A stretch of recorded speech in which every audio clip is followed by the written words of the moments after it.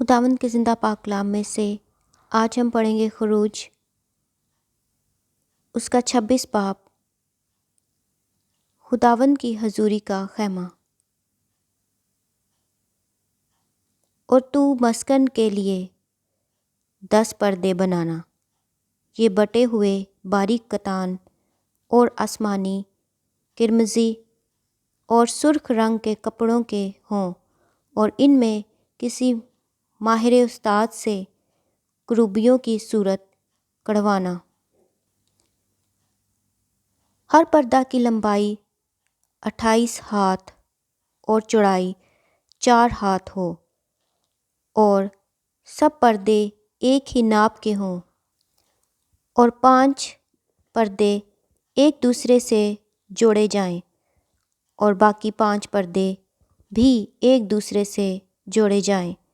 اور تو ایک بڑے پردہ کے حاشیہ میں بٹے ہوئے کنارے کی طرف جو جوڑا جائے گا آسمانی رنگ کے تکمے بنانا، اور ایسے ہی دوسرے بڑے پردہ کے حاشیہ میں جو اس کے ساتھ ملایا جائے گا تکمے بنانا۔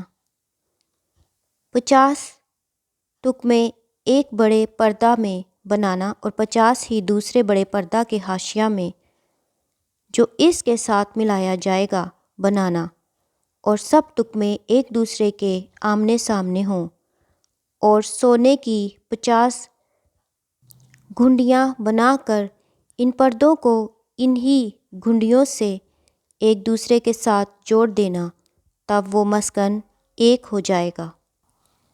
اور تو بکری کے بال کے پردے بنانا تاکہ مسکن کے اوپر خیمہ کا کام دیں، ایسے پردے 11 ہوں، اور ہر پردہ کی لمبائی 30 ہاتھ اور چوڑائی 4 ہاتھ ہو، وہ 11 ہوں، پردے ایک ہی ناپ کے ہوں۔ اور تو 5 پردے ایک جگہ اور 6 پردے ایک جگہ آپس میں جوڑ دینا، اور چھٹے پردہ کو خیمہ کے سامنے موڑ کر دوہرا کر دینا۔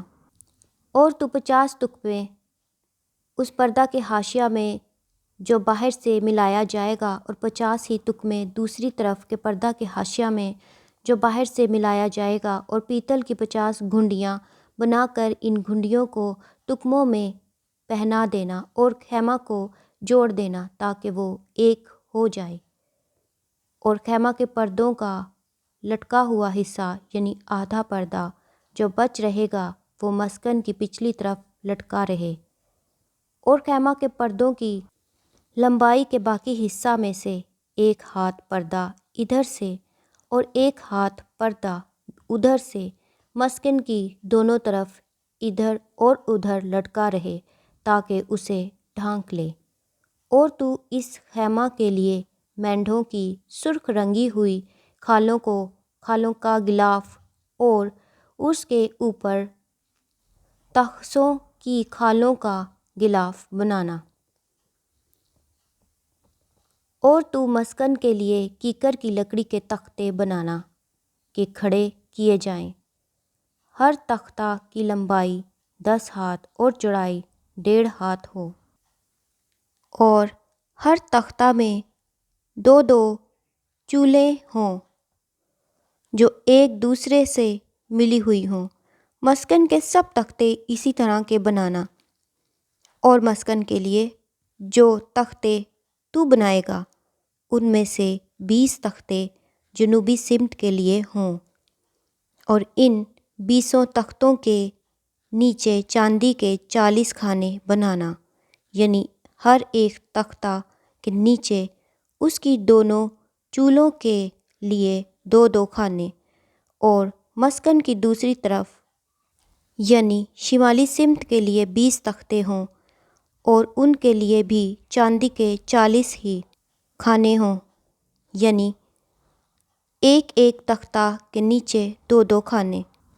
اور مسکن کے پچھلے حصہ کے لیے مغربی سمت میں 6 تختے بنانا، اور اسی پچھلے حصہ میں مسکن کے کونوں کے لیے 2 تختے بنانا، یہ نیچے سے دوہرے ہوں، اور اسی طرح اوپر کے سرے تک آ کر ایک حلقہ میں ملائے جائیں، دونوں تختے اسی ڈھب کے ہوں۔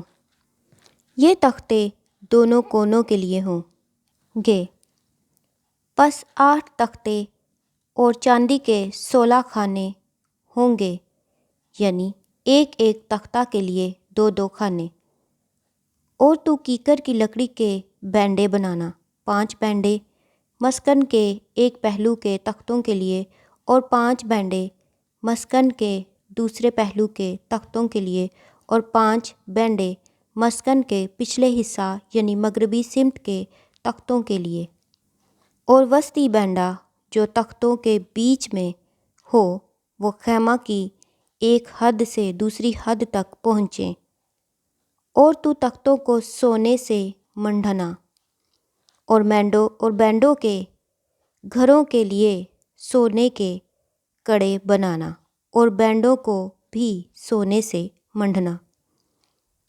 اور تو مسکن کو اسی نمونہ کے مطابق بنانا جو پہاڑ پر تجھے دکھایا گیا ہے۔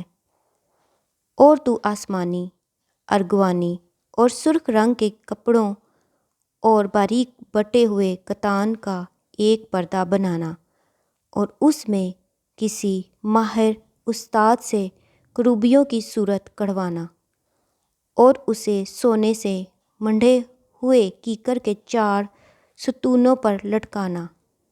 ان کے کنڈے سونے کے ہوں اور چاندی کے 4 خانوں پر کھڑے کیے جائیں۔ اور پردہ کو گھنڈیوں کے نیچے لٹکانا اور شہادت کے صندوق کو وہیں پردہ کے اندر لے جانا، اور یہ پردہ تمہارے لیے پاک مقام کو پاک ترین مقام سے الگ کرے گا۔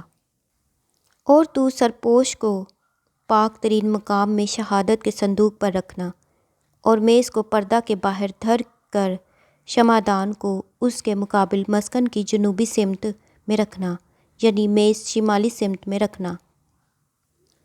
اور تو ایک پردہ خیمہ کے دروازہ کے لیے آسمانی، ارغوانی اور سرخ رنگ کے کپڑوں اور باریک بٹے ہوئے کتان کا بنانا اور اس پر بیل بوٹے کڑھے ہوئے ہوں۔ اور اس پردہ کے لیے کیکر کی لکڑی کے 5 ستون بنانا اور ان کو سونے سے منڈھنا اور ان کے کنڈے سونے کے ہوں، جن کے لیے تو پیتل کے 5 خانے ڈھال کر بنانا۔ خداوند کے زندہ پاک کلام کے پڑھے اور سنے جانے پر خداوند کی خاص برکت ہو۔ خداوند کا شکر ہو، آمین۔